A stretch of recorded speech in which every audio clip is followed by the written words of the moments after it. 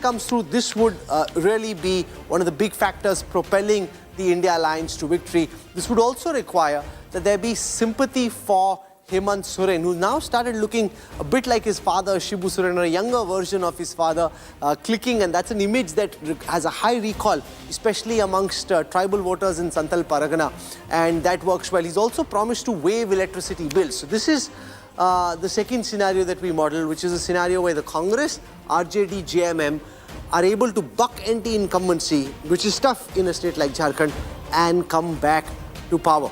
Let's now come to the third scenario. This is a scenario which envisages the potential of a hung assembly, where both the JMM and the BJP are close to 30 seats each. And other constituents of the NDA and the India alliance are around 20. So nobody hits that 50 mark. Taken together, the others are at 20. So you got nobody at 40 plus. In this case, the tribal vote gets split between the India alliance and the NDA. And there isn't a clear consolidation in any one favor. The BJP and the JMM emerge as the two key poles. But the others, whether it's the AJSU, the JMM, the Congress, the RJD, they underperform. And therefore, they don't really give that much support to the key pillars in this alliance. You also got a new party like the JLKM amongst the Kurmis attempting to emerge as a King Mehto Mato's party, and that could do well. If the India alliance does well in Jharkhand, that would require the All Jharkhand Students' Union, which has an emotional connect, particularly with the youth of Jharkhand, which fails to do well for the NDA. They need this batsman to strike and strike hard. The Congress proves weak in the India alliance if they're not able to cross the 41 figure. Remember last time you had RPN Singh running the Congress's campaign in Jharkhand. This time round, has it been quite as strong? Well, that's something that we'll debate in just a moment. And now if we were to convert this third scenario into numbers, which is basically BJP plus going down by 5%, India alliance going down by 5%, and others going up by 10%. If this were to happen, then you've got again a complete khichdi scenario where you've got NDA at 23, you've got the India alliance at 35, others at 23, which would suggest that the India alliance is arguably the better shot in this kind of a scenario to be able to form the next government. But Sanjay Kumar now joins us. In Jharkhand, typically anti-incumbency is strong against the state government and against sitting MLAs. And you've got this time a consolidated, expanded NDA, AJSU, LJP, JDU, along with the BJP, whereas last time they thought hum akele hi kar denge sab kuch. You mentioned two factors. Yes, BJP is more united this time compared to 2019. But I don't get a sense that there is a very strong anti-incumbency against the ruling JMM Congress government. Yes, there are some unhappiness, but I don't get a sense that there is a very strong anti-incumbency. If that's the case, the two factors goes together side by side, then that would mean a rout for JMM, which I don't see happening. Yes, it's a tight contest. I see JMM trailing behind the NDA alliance, but I think it is a much tighter election compared to what many would have expected. You know, Jharkhand becomes like Chhattisgarh. These small states can be nightmares. We just saw what happened in Haryana, how the polls went badly wrong. Even a percentage there. You see, in Maharashtra, you could hope as a pollster, you get some region of Maharashtra wrong, you will equalize it in another. It's a large state. There's another reason why Maharashtra is a nightmare, because it's 6 states in one. And therefore, any pollster who tells me, vote share of Maharashtra, I'm not going to go by vote share. It's going to need more than vote share to convince me what's happening in Maharashtra. It's seat by seat. In Jharkhand, I think that tribal, non-tribal divide, the Congress has to pull its weight. For any chance for the JMM to form a government, the Congress has to pull in weight. You ask JMM sources, they say Congress asked for too many seats. And we should have probably given them a few less than what they got. Just as the Congress feels Shiv Sena got more seats than they should have really got in Maharashtra. My sense is this is an election not just of Hemant Soren but his wife. Yeah. The most remarkable, one of the stories of this election, just as Zarange Patil is this phenomenon in Maharashtra, is Kalpana Soren. True. I mean, anyone you talk to in Jharkhand said she is campaigner number one. And the woman factor. The one thing uniting Maharashtra and Jharkhand is both those governments have gone on and aggressively wooed the woman voter. If Hemant Soren has even half a chance in Jharkhand after 5 years of palpable anti-incumbency, it's only because of that. But the BJP has put a lot of effort, and the BJP has tried to divide Jharkhand on religious lines. And if there was a sympathy factor, they would have milked it during Lok Sabha. The JMM only got 3 seats of the 14 in Lok Sabha, and he did go to jail before Lok Sabha. So yes, number one, there is Kalpana Soren who's come into the picture. She's the star campaigner. Number two, their direct cash transfer is making impact, and Jharkhand is a state, especially in the Adivasi belt, where if you give the money directly to women, it is making an impact. No, but the question is, the BJP both in Jharkhand very overtly and to some extent even in Maharashtra eventually played Hindu-Muslim politics. But then, there was that. Does it work? You know, does it work more in Jharkhand but did it than it does in backfire? Maharashtra? Did it antagonize the Adivasi vote, Sheila? No, first of all, in Jharkhand, I think one of the main thing we will observe is that CBI ED related cases, whether when BJP puts series of politicians inside the jail, whether it affects their own respective. No, but in Chhattisgarh it worked. It worked, but I'm just The saying Mahadev that scam that which is came up also at a that time. test. That is also under test, under watch. That's whether whether Chief Minister Soren is he facing it anti-incumbency or not. But I think he has got sympathy. He has managed to retain his popularity, if not in the same to the same extent, but still he is in the reckoning. And as Radip said, his wife is also supporting. So I think that is also a factor, that this interconnection of not working, corruption cases are not working with in the actual real. Does polarization work, Sanjay Kumar, Amitabh Tiwari, both in Maharashtra and in Jharkhand, or does it work differently in different states? See, polarization works in states where the Muslim population is more than the country average. So states like West Bengal, Assam, UP, Bihar. Or in constituencies where it's more? Yeah, and even in Jharkhand, because in Jharkhand the population is almost equal to state national average. In Maharashtra, only 2 regions, Mumbai and Marathwada, have a high Muslim population of more than 15%. In Jharkhand, what is happening is that this batenge cutenge thing is working in areas where the Adivasi population is lesser, which means the North Chota Nagpur. The North Chota Nagpur Congress did well because that consists of mostly the Biharis or the outsiders. So it may not be working significantly well in Santhal Pargana because there is a tribal asmita attached, and there is this Maya Samman Yojana. We've seen 5% higher turnout of women in phase 1 compared to men. But in other regions it is working.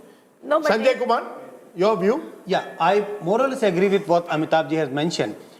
If you look at the Muslim population in Jharkhand, there are pockets, and being concentrated in few constituencies or few districts, that makes a difference.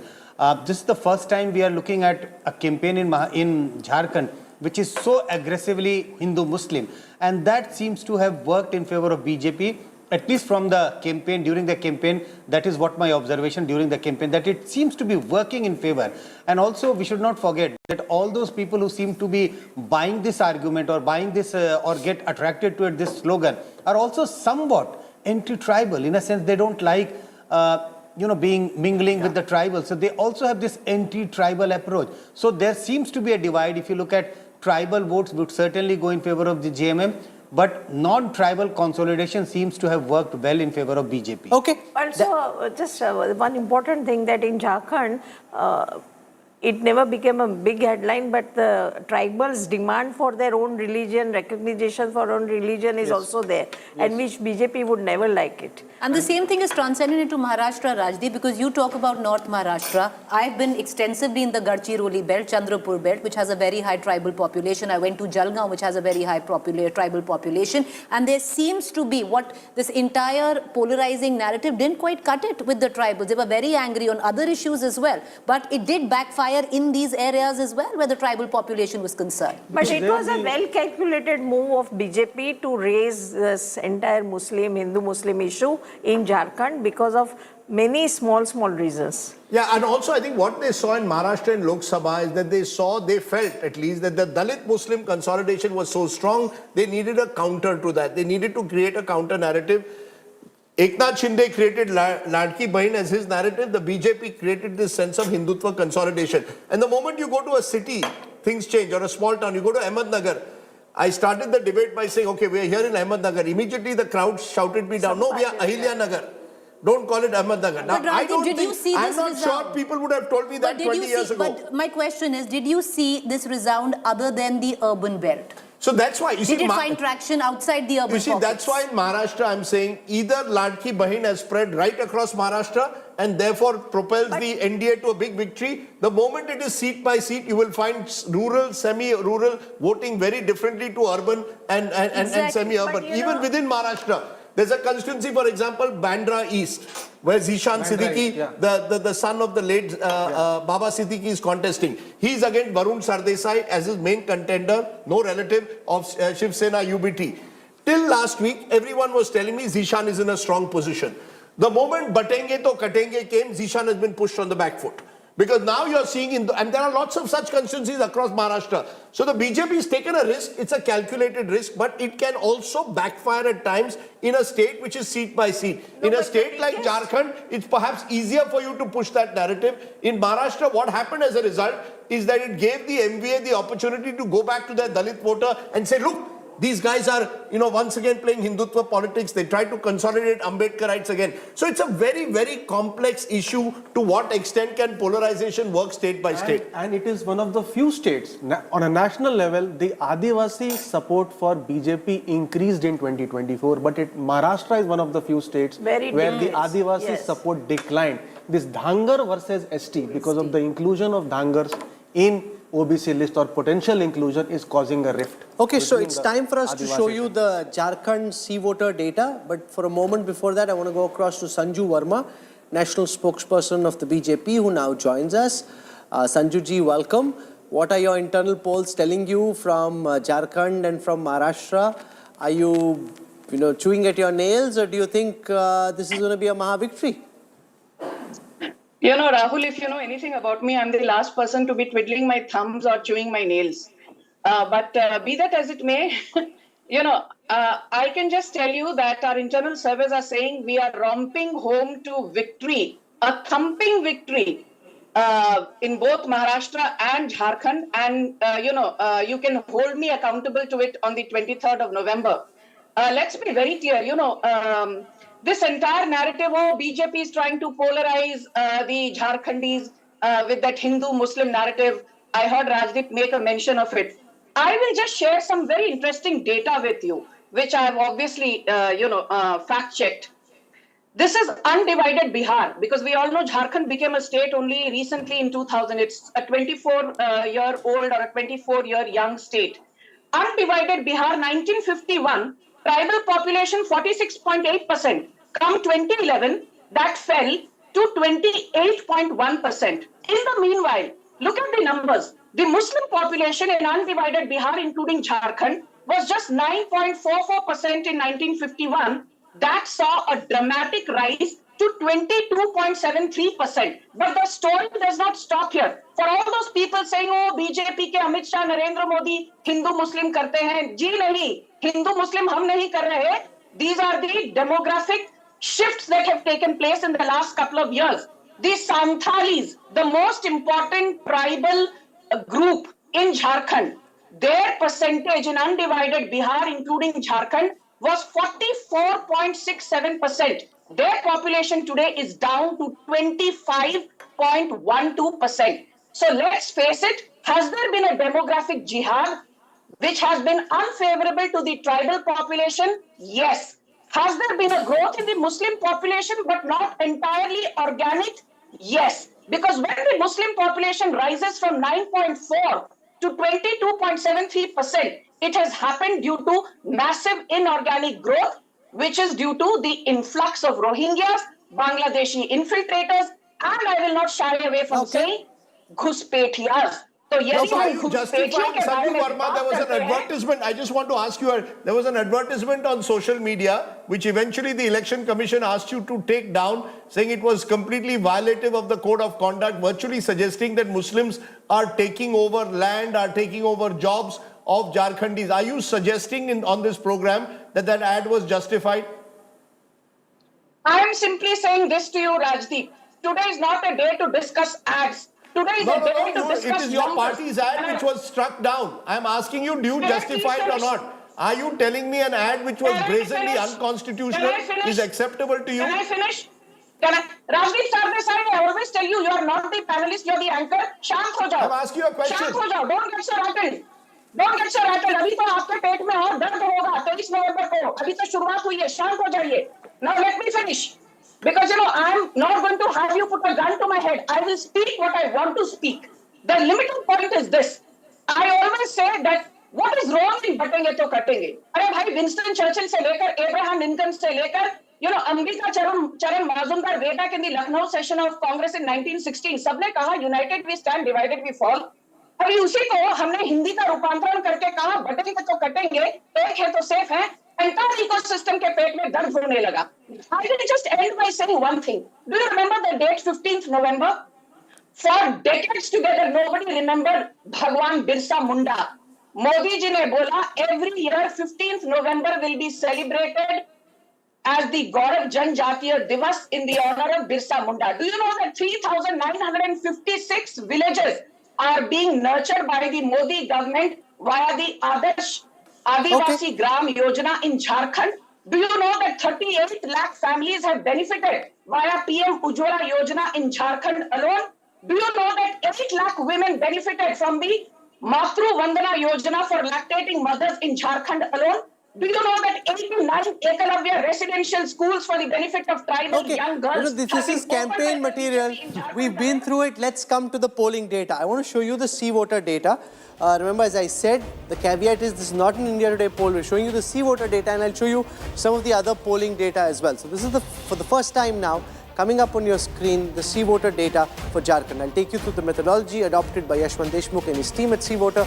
This poll was done between the 13th and the 20th. It's largely a pre-poll with vetting and repolling happening on the day of counting. So it happened during the first phase and then through the week and then also today. It has a sample size of 15,823. They've covered all the 14 Lok Sabha constituencies and 81 assembly segments. And this is a face-to-face poll. It's not a catty telephonic poll. Now, let me take you through the vote share projections by C voter for Jharkhand. The C voter Jharkhand poll suggests that you got a very tight fight, but in that tight fight, they're showing the NDA ahead. 42% vote for the NDA, 39% for the India Alliance, 19% for the others. The 3% vote share is within the margin of error, but a lead, if one is to be called, is in favor of the NDA and 39% for the India Alliance. Let's now convert this into seats and show you for the first time what the next Jharkhand Assembly, according to C voter, could potentially look like. They're predicting 34 seats for the NDA, 26 for the India Alliance. And if you're wondering why this isn't adding up, because what C voter has done this time is they've picked the seats which seem clear and have given the leads for those seats, which in this case is about 60, 61. And in the other seats, which leaves about 20 seats, they're calling it TC, too close to call, where in the poll, frankly, if the gap between the party that's shown in front and the one that's coming runner-up is just about 3%, it's on that small sample, frankly, not possible to extrapolate, and therefore, rather than be proven wrong, they're being careful. But in the seats, the 61 seats that they could call, the NDA at 34, India Alliance at 26, others at 1. The other 20, they're saying, are basically too close to call. Sanjay Kumar, let me put you on the spot. You and your team have also been at CSTS doing your own polling. Try and give us a broad sense of what your pollsters picked up on the ground. We will do some polls tomorrow because today the Jharkhand poll has taken, like the second phase of Jharkhand election concluded. But I think the data which we have collected so far, I get a sense more or less on the similar lines that NDA has a lead. It is a tight election, but certainly NDA has a lead, but it's not a big lead. It is more or less similar, 2.5%, 3%, 4% lead. So in the range of 2 to 4% votes. As you know, that we don't make any estimate of the seats because we don't go seat by seat. We have a very small sample of about 3,000, but that's more or less on the similar lines that NDA has a lead in a tight election. You know, I think one of the things that we've seen in small states is that when there's a tight contest, it's advantage BJP. We've seen it generally. Himachal was an exception. But by and large, the BJP's ability to do the last mile, getting people through their Shakti Kendras, through their so-called Panna Pramukhs, as they call them, I think is able to give them that advantage, plus make it multipolar.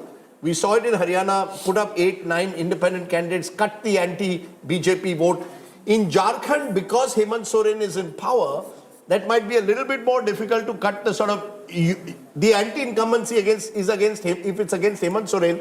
How does the NDA then position itself to cut that vote of Hemant Soren? In Maharashtra, they're doing it very effectively. In every constituency in Maharashtra, there are 2 independents, 2 rebels, all of which smaller parties cut the sort of anti-Mahayuti vote. In Jharkhand, Rahul's smaller state, I don't know how easy it is, but the BJP has practiced it to an art form. Okay. The ability so to what we can do is, here's how Jharkhand looks like at this moment.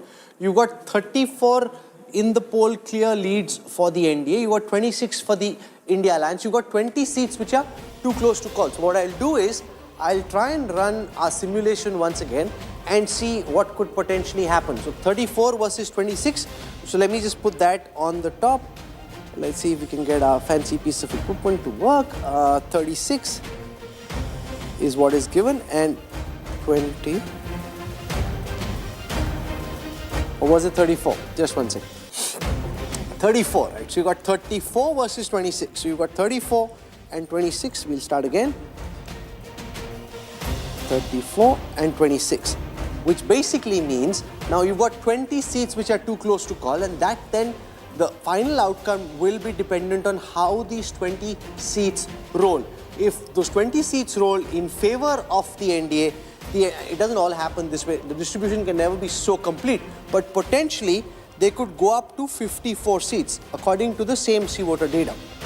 On the other side, if a large majority of the 20 seats, and again, all the seats will never go one way, that's probabilistically highly unlikely, but if they do, then the India Alliance could go up to 46. So you've got a situation, Sanjay Kumar, where the India Alliance can form the government, the NDA can form the government, but the chances of the NDA forming the government are higher than the chances of the India Alliance forming government in Jharkhand.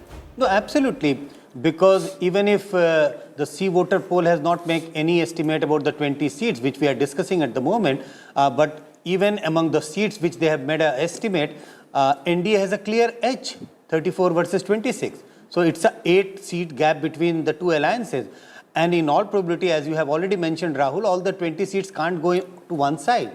At the best, I would say maybe 50-50 on one side, 50% on the other. So we can run that. So if you're saying, let's imagine it goes 50-50. So you got 34 and 10 on this side. You got 26 and 10 on the other. Yeah, so this becomes 36 and that becomes 44. So I agree with you that the probability of NDA forming the government is much higher compared to the probability of JMM alliance forming the government after the votes are counted on 23rd. How do you read these numbers? Tell me, and I'll pull it in. Yeah, 2 factors here. Yes. One is on the 20 seats, the Jairam Mahato factor is a big factor in Jharkhand. Explain the JKLM and why this is important. So the JKLM or the JLKM is a young leader who has taken the youth by imagination. Particularly the Kurmi vote. Now the Kurmi vote is the vote of AJSU, which is a partner of NDA.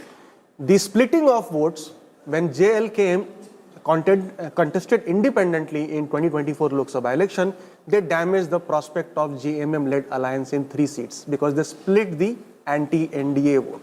Now they could split the anti-JMM vote because they are contesting on a lot of seats, and this Kurmi vote is very crucial in South Chota Nagpur and even the Kolhan. So they could damage the NDA, you're saying? They could get a portion of the anti-incumbency votes, and he could be a kingmaker in a hung assembly situation. We cannot rule that out. And one more factor is that if Ladli Bahan scheme will work in Maharashtra, it has to work in Jharkhand, where the extent of poverty is much higher, where almost all the districts of Jharkhand are amongst the 250 So what would this number board look like for you?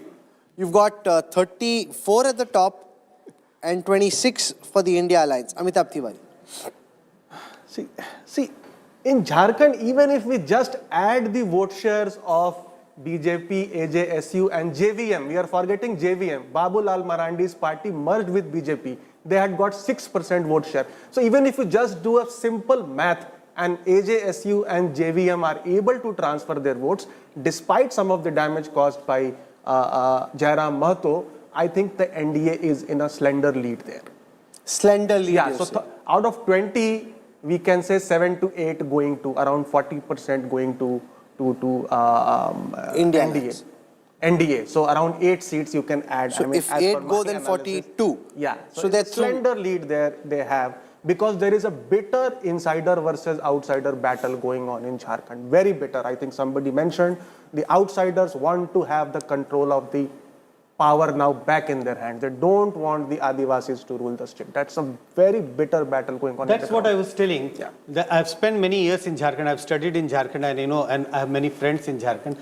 The view is very, very strong. Anti-Adivasi, the outsiders. No, but if there's an non-Adivasi, anti-Adivasi vote, then in the areas of Santhal Pargana, there's likely going to be an Adivasi consolidation as well in favor of the India Alliance. So of the 28 ST seats, which BJP won only 2, they are not going to significantly improve their situation. But if you see the North Chota Nagpur belt, wherein the 25 seats are there without any single ST reserved seat, is where there was a split of seats. Even the Congress did very well. can I So it's again coming down to like Maharashtra. You see, the direct fights between BJP and Congress, both in Maharashtra and Jharkhand, could well decide the fate of both these states. And in Chota there are those 75 seats in Maharashtra, mainly Vidarbha and Marathwada, that could well decide the final map. And similarly in Jharkhand. One commonality between Maharashtra and Jharkhand is that in both the state, Congress seems to be performing very badly. Yeah, you see, that's the thing. Sheila Ben wants to come in. I think Raghuvar Das, non-tribal chief minister, BJP's many leaders have accepted that it was a mistake. Please. It's on record also in many interviews. So, No, also it's sentiment. Khattar, it's Fadnavis also- here, who was a non-Maratha, Khattar, who was a non-Jat, and non-tribal in Jharkhand, all three. But there's a came- difference. Can I point out the difference? Between BJP No. putting up a So what tribal you are CM saying- and a tribal CM of an India bloc. But there's a difference. The difference is Jats and Marathas are dominant castes.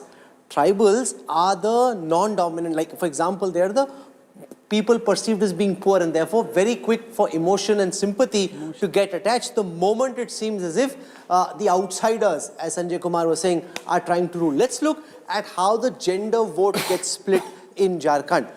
If I were to take you through the breakup of, just to try and pick up a sense of whether the Mayam Yojana is actually working in Jharkhand or not, let's take our viewers through what the gender breakup is, and then we'll also go region by region and give you a sense of which of the alliances have tracked well in which part of the state. We're giving you the C voter data for Jharkhand, and I'll start with the region-wise vote share first. Let's start with the region-wise vote share from C voter for Jharkhand. Here it is on your screen right now.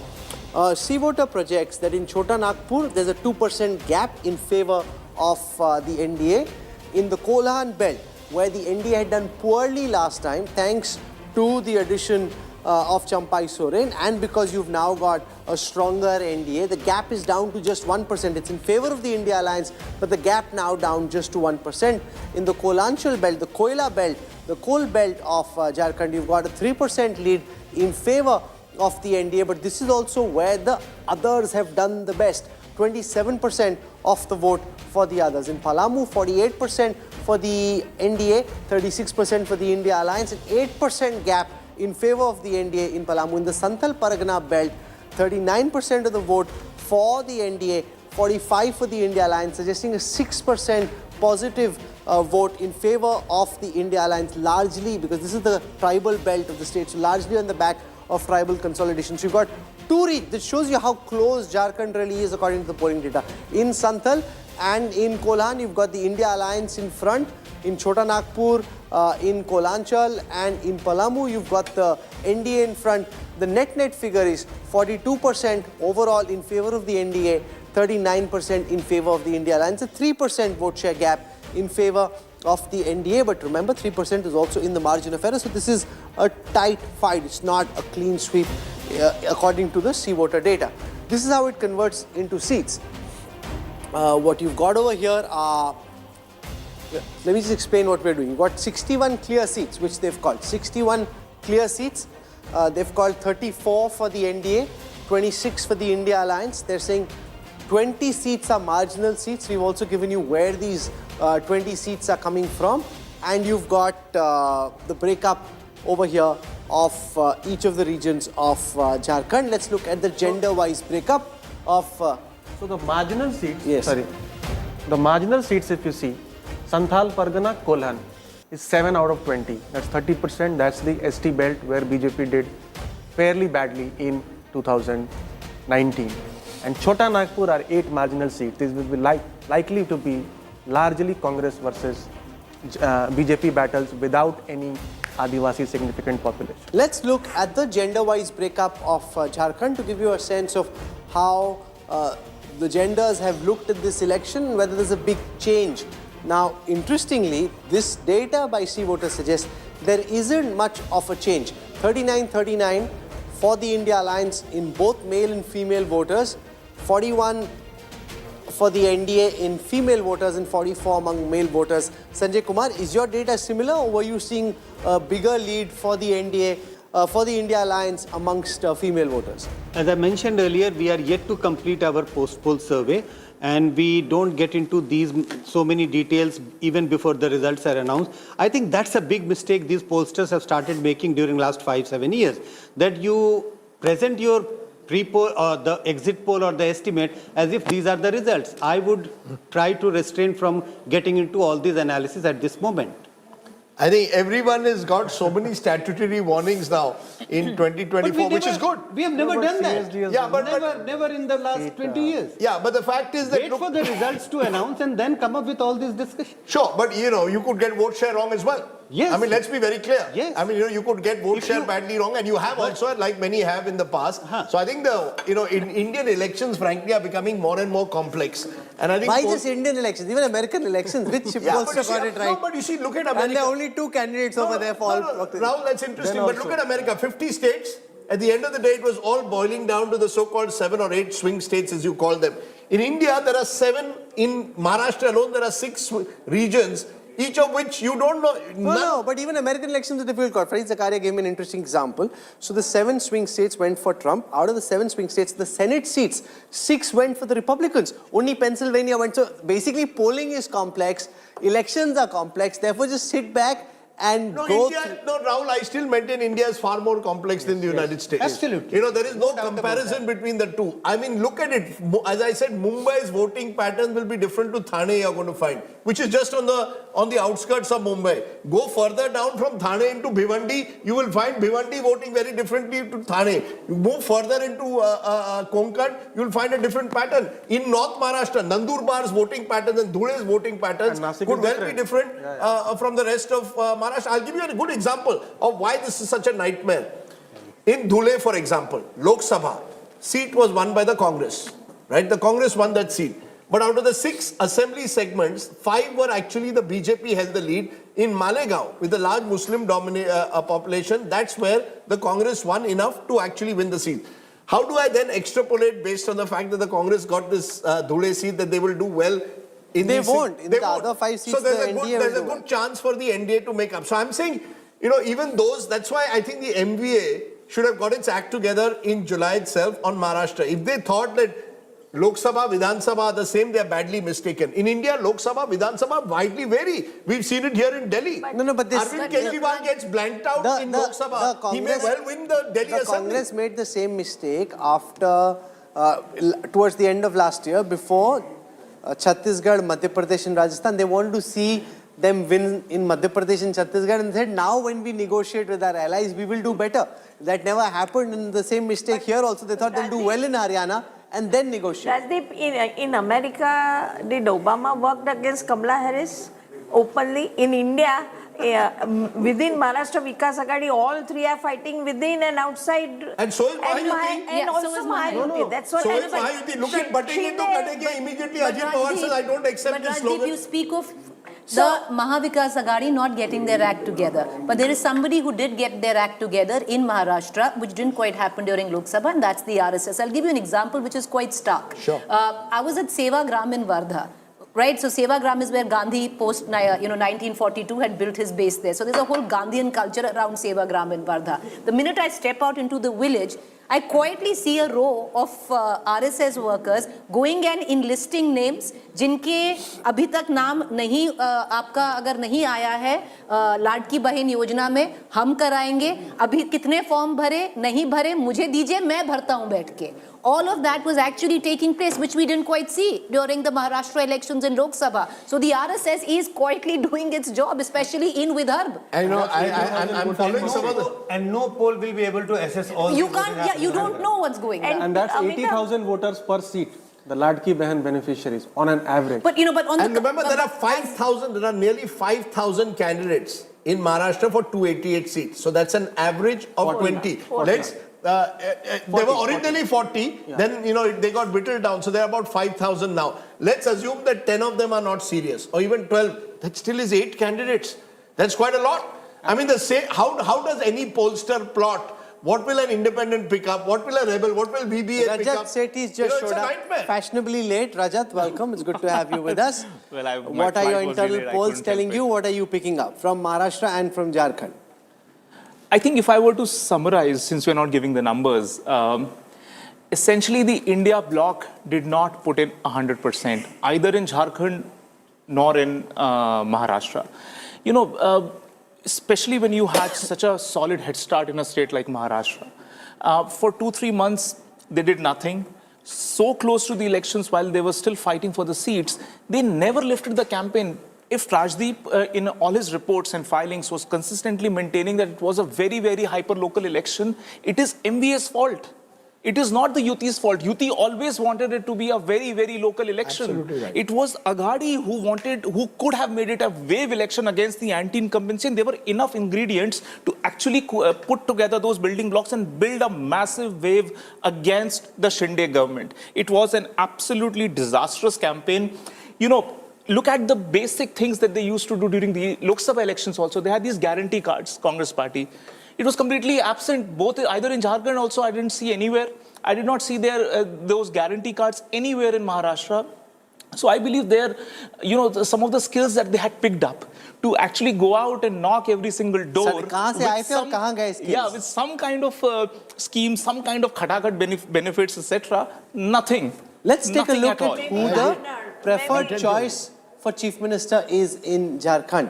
And in a while from now, we'll show you what all the other polls are saying. So you don't need to flip here and there. We'll just bring it all together for you and give you a sense of what the other pollsters are saying. So here is a breakup of the preferred chief ministerial choice for Jharkhand. Let's have the different candidates and the kind of vote shares they picked up in the C-voter data. Coming up on your screen now, Hemant Soren at 29, Babulal Marandi, and I can't understand why, who doesn't get projected, at 24, Champai Soren at 6. You add the two, they're at 30, but Hemant Soren at 29, Babulal Marandi coming in very close at 24. And since you've studied over there, Sanjay Kumar, wouldn't they have been better off had they projected Babulal Marandi clearly, or is it because he left and therefore they're not sure? Like, what's the reason? So I think BJP is very clear that they know it is not important to project someone as the chief ministerial candidate in order to win election. That's not the guarantee. In many states, they have went ahead. Look at the state of Madhya Pradesh recently. They did not project even their incumbent, the sitting chief minister, as the chief ministerial candidate. So they have this one way of contesting election, not to project someone and then go ahead with a united party. And I think that may be the strategy in Jharkhand as well. Yeah, go ahead. I think within the BJP, there have been a lot of divisions. There were a lot of camps. No matter what you say, Raghuvar Das still, tried to peddle in some influence in the Jharkhand politics as much as he could. So projecting one leader as a decisive CM face would have backfired. It would have also backfired in the non-tribal sort of unity that BJP was looking at. And I believe that it was a solid strategy to keep the focus on chipping away some tribal votes using your insider-outsider and infiltration sort of agenda, and keep your non-tribal base as intact, as solid as possible, because for 5 years they've had it enough. Whatever you face in Ranchi and in the nearby areas, everywhere they were like, there has been too much of, pacifist, pacifying attitude of the Soren government only towards the tribals. It seemed like the government was only running for the tribals. That sentiment was kicking in. And I believe BJP didn't want to disturb that sentiment so that it coalesces all the non-tribal vote together and chips away some tribal vote based on that Bangladeshi rhetoric that they were able to consistently push throughout the election. It's like keeping the outsiders guessing that they will have their chief ministers.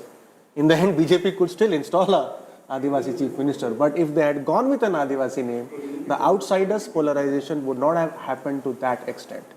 It will be a surprise. I think in Maharashtra and Jharkhand, the most important story that who will be the chief minister and why and from which party and which background and which caste. Tuhin Sinha from the Bharatiya Janata Party joins us. Tuhin, we're looking at the polling data put out by different agencies. We're doing scenario mapping. Do you want to tell us what you're picking up from within the BJP war room in terms of how confident you are about the end outcome in Jharkhand and in Maharashtra? Well, good evening, Rahul. Good evening, everybody. We are looking forward to a comfortable win in both the places. First to come to Jharkhand, I have spent a good 9 to 10 days in 2 installments in Jharkhand in the last 1 month. And I can tell you that the kind of anti-incumbency vote which one is witnessing in Jharkhand is one of the strongest in recent years. So, it's a tragedy that in the last 24 years, none of the parties had managed to win even 45 out of 81 seats. So traditionally, it has been a close contest, and that is one of the reasons why I would think the pollsters are being very safe over here.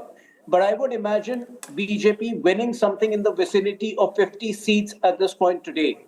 And there are reasons, the war against illegal migrants is not confined to the Santhal Parganas region alone. It has percolated down to every part of Jharkhand, which includes Kolhan, which includes cities like Ranchi and Jamshedpur. It was a very active issue on the ground. When it comes to Maharashtra, again, we had a very layered campaign. We focused on many different things, the social welfare schemes. We focused on the ideological issues, Ek Hai To Safe Hai. We focused on the $1 trillion economy target, which we have set for Maharashtra. As against that, the Agadi was obsessed with only Muslim reservation, the ulema, the All India, Muslim Personal Law Board. And I think all that has created a very visible fault line. The BJP, the Mahayuti is way ahead of the Agadi than one would imagine. So even in Maharashtra, one is looking at 160 plus seats at this point of time. Okay, we'll slip into a quick break. When we come back, we'll look at what all the polls are saying for Maharashtra and why some of the pollsters, Rajdeep, are saying, kal batayenge, aaj nahi batayenge. No, I'll tell you what it is. One of the more interesting things that's coming on, some channels are doing stringer polls, the Marathi channels. Yeah. The stringer we do a stringer poll. The stringer polls are all predicting hung. And the stringer polls are all predicting a tight contest. The pollsters most of them are giving the Yuti the advantage, with one exception, who's giving the Mahavikas Agadi the advantage. But it's the stringer polls, and we've seen in recent times, stringers particularly tend to be often better than pollsters. And sometimes No, that's not true. No, Rajdeep, sometimes they're too close to the bone. Too close to the bone to see the macro picture. I'm giving only in the past 12 months, I've seen some polls done by stringers. Organizations have said, we won't go to pollsters, we'll go to our reporters. And they've got both Lok Sabha. Some of them even came as close to Haryana. They were, at least they said, they only gave the Congress 45 to 50. Most pollsters gave 60 plus. So I'm not saying don't rule out the stringers also. The fact is, Maharashtra is a seat-by-seat battle in my view. Unless Ladki Bahin has spread. If Ladki Bahin has spread, Mahayuti will sweep this election. Do you and think then this we don't know the upper entire end of election, that. Rajdeep, These are the two possibilities that I see in Maharashtra. Are you actually seeing the entire election actually hangs on the peg-hold of Ladki Bahin? In my view, just as the MVA, and I think I agree with Rajat, the MVA didn't have a clear narrative.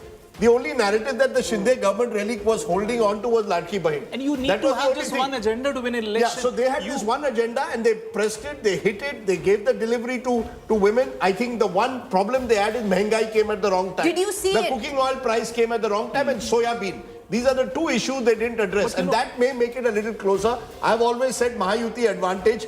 Ever since I've traveled through Maharashtra, I felt Mahayuti as the advantage.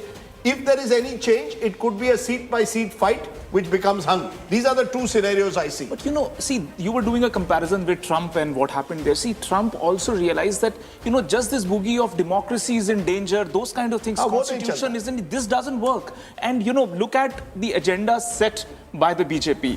If it was ek hai, whatever agenda was set, they kept on replying to that agenda. Where were Sharad Pawar's long marches of the farmers, which he was known for, to mass mobilize farmers on the ground? He never did that. And they had the opposition jump on that agenda as well. So we'll slip into a break. We'll bring you the poll of polls from Maharashtra. We'll also tell you why some pollsters, including C voters, are saying they'd much rather hold it for a day. Remember, Maharashtra is a giant state, 288 seats, all going to polls on this one day. So it's not as if you could have done much pre-polling or polling between phases, because it's like a T20 match. One day you're in or you're out. So we'll tell you about the poll of polls and the big national implications from these results coming up on the other side of a quick break. Stay with us.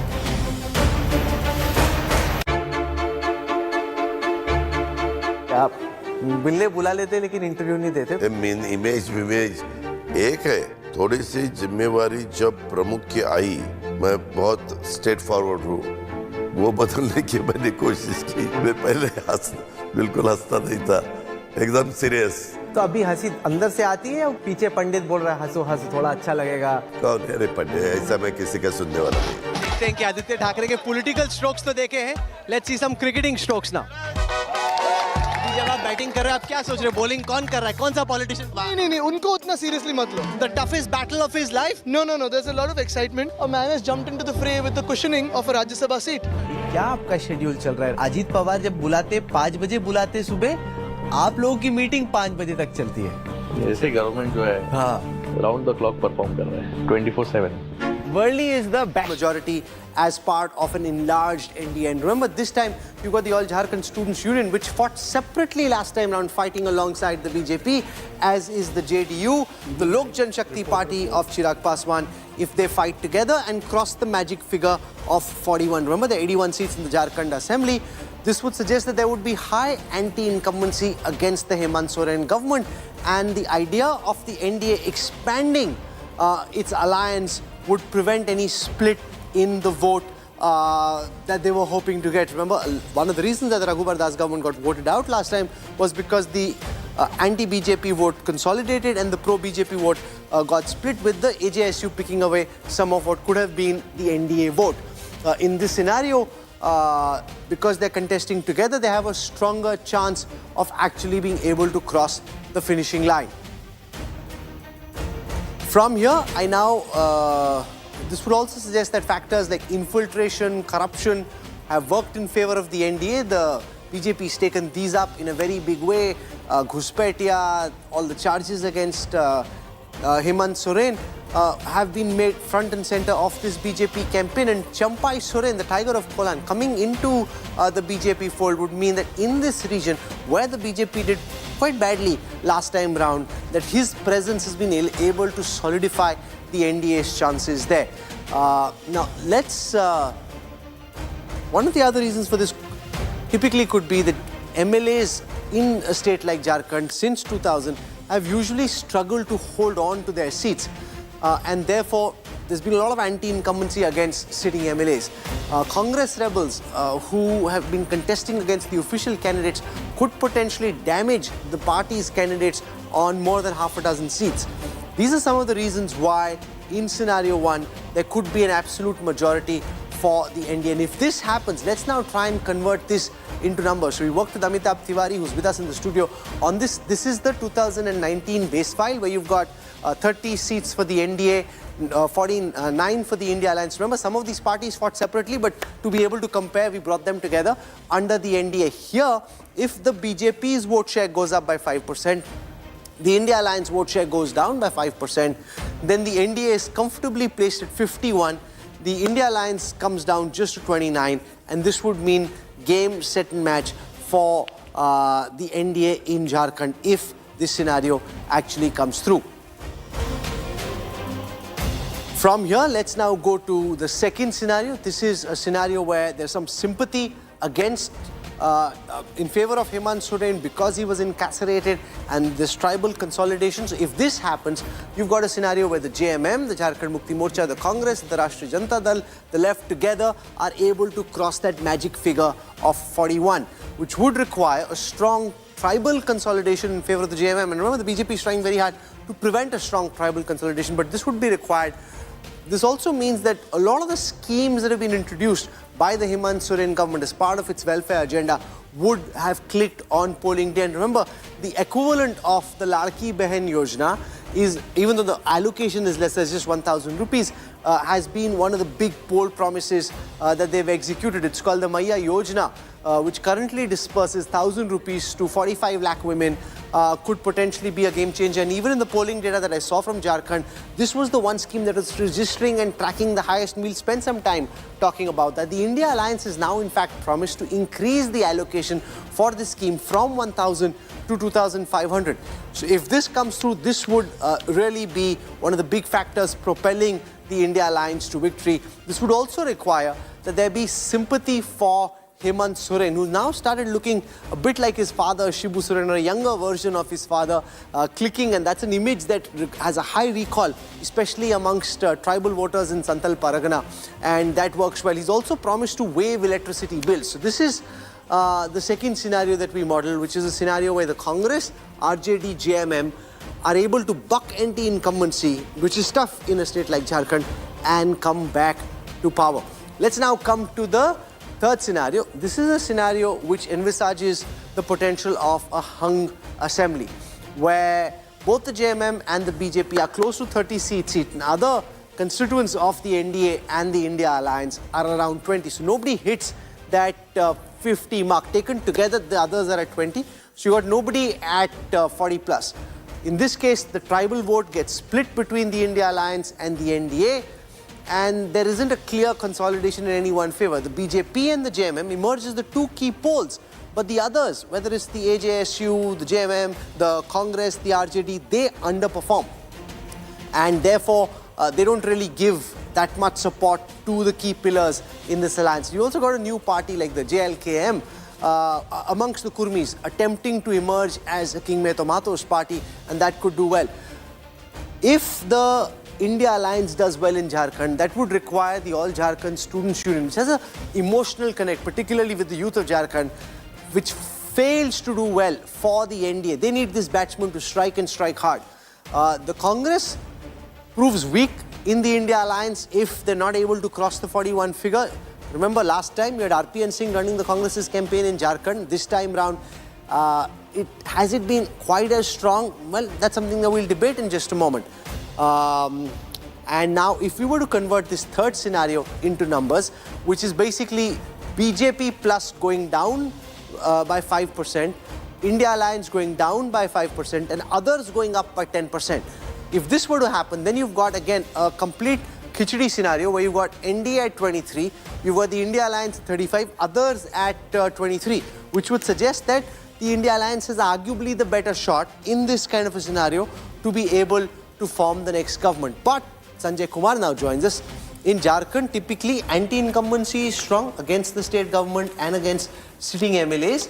And you've got this time a consolidated, expanded NDA, AJSU, LJP, JDU, along with the BJP, whereas last time they thought hum akele hi kar denge sab kuch. You mentioned two factors. Yes, BJP is more united this time compared to 2019. But I don't get a sense that there is a very strong anti-incumbency against the ruling JMM Congress government. Yes, there are some unhappiness, but I don't get a sense that there is a very strong anti-incumbency. If that's the case, the two factors goes together side by side, then that would mean a rout for JMM, which I don't see happening. Yes, it's a tight contest. I see JMM trailing behind the NDA alliance, but I think it is a much tighter election compared to what many would have expected. You know, Jharkhand becomes like Chhattisgarh. These small states can be nightmares. We just saw what happened in Haryana, how the polls went badly wrong. Even a percentage there. You see, in Maharashtra, you could hope as a pollster, you get some region of Maharashtra wrong, you will equalize it in another. It's a large state. There's another reason why Maharashtra is a nightmare, because it's 6 states in one.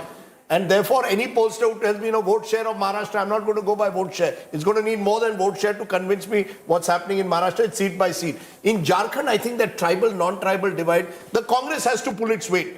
For any chance for the JMM to form a government, the Congress has to pull in weight. You ask JMM sources, they say Congress asked for too many seats. And we should have probably given them a few less than what they got. Just as the Congress feels Shiv Sena got more seats than they should have really got in Maharashtra.